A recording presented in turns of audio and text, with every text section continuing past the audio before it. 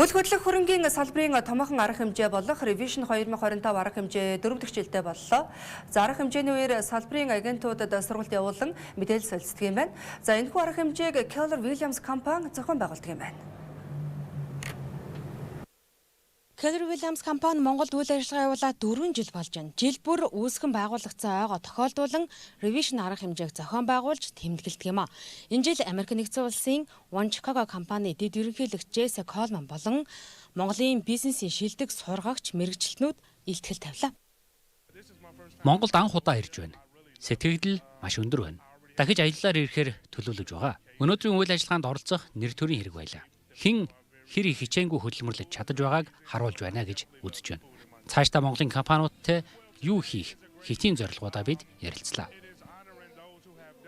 Илтгэлийн үеэр Монголын бизнесийн шилдэг сургагч мэрэгчлэнүүд үйл хөдлөх хөрөнгийн салбарын хурдацтай хөгжил дэвшил, оновчтой шийдэл, хэтийн зорилго гэсэн сэдвийн дор санал бодлоо хуваалцсан байна.